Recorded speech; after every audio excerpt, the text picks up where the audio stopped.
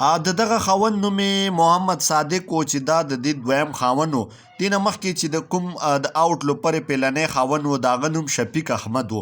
د شفیق احمد رشته د څه ټیمه پورې آوټ لوپرې سوه، خو بیا آوټ لوپر عدالت ته لاړه. د عدالت په ذریعې دغه خاوند نه طلاق واخیستو. نو بیا دې نه وروسته راغله دغه هلک محمد صادق سره یې واده وکړو.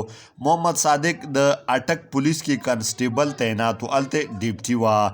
خو بیا دې نه وروسته د دوی دواړو په منځ کې داسې کومه مسله راغله، داسې څه خفګان راغلو چې خبره دومره حد ته لاړه چې دغه محمد صادق راپاسېږي، اول دغه ښځه ولي، بیا هغې نه وروسته ځان ختم کي.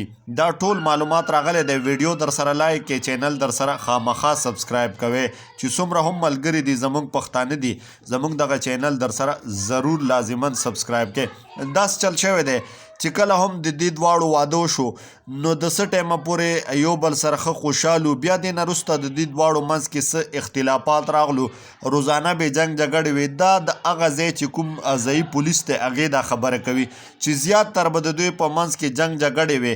بیا دې نه وروسته دغه خاوند په دې مجبوره شو چې دی راپاسېدو دغه آوټ لوپره چې نوم یې ثنا جاوید و، دی هم ووجله. بیا هغې نه وروسته خپل ځان خو ووجلو. د دغو دواړو نه دوه بچي وو، یو لور وه یو زوی و، هغه دواړه پاتې شو.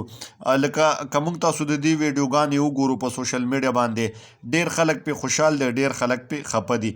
خیر موږ به پې خوشحالېږو نه، الله پاک دې وبخښي. اوس هسې مړه شوی دی او دا د نورو ټیک ټاکرو دپاره دا یو عبرت دی چې د ټیک ټاکرو د دغو ټیک ټاکرو اخري انجام بیا دغه وي. دې نه عبرت واخلو. عبرت پکار دی چې موږ تاسو عبرت